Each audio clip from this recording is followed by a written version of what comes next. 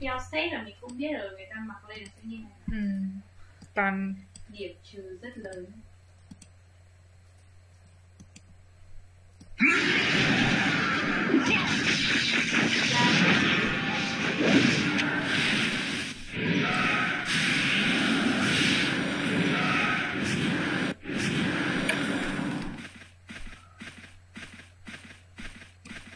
Cô này quá đông rồi. 50.000 đấy là full phí rồi đúng không? Thì có phí sức. Ê, ai đánh cái gì kìa? Ở đâu đấy? Lam á. Con gì ấy? Y phục. Con nào? Ngoại vực ma. Chị ơi, chị ơi, chị ơi, chị ơi, chị ơi. Từ từ chị ơi. Bình tĩnh chị ơi. Từ từ, đừng ai thấy, xe ở bên kia đừng con. Bà này đánh hên thật sự.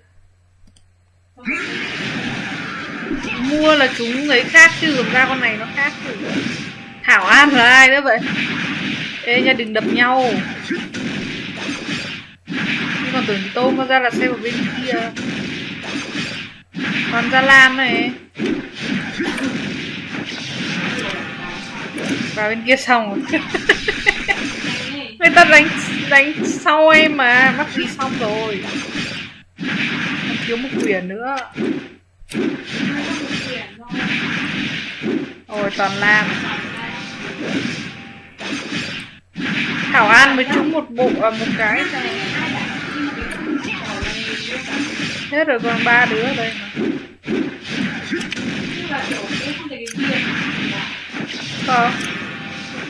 Sao bà kia trúng nhiều thế? Ê nha. À đâu, vừa rồi là chị Tôm mà. Giật mình tưởng bà kia lại trúng nữa. Ui, Uyên ngáo ngơ. Đánh một tí thôi, mắc gì. Đừng cướp nha, Uyên ngáo ngơ, đừng có cướp của server này nha. Nhanh thế. Mọi người đi ăn ké nhanh thế. Gì chứ riêng cái Lam. Ây da, ý là em đứng xa lắm luôn á.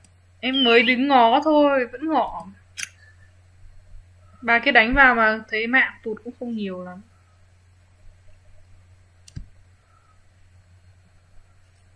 Xong rồi thì phắn đi. Chứ đừng có cướp. Phắn rồi. Ở đâu? Vẫn ở đây này. Ê nha, định cướp à? Xấu tính dâu nha. Định cướp của ti phục à? Mình ngỏ mấy lần đi ra hóng hớt. Bà ti phục không bị ngỏ.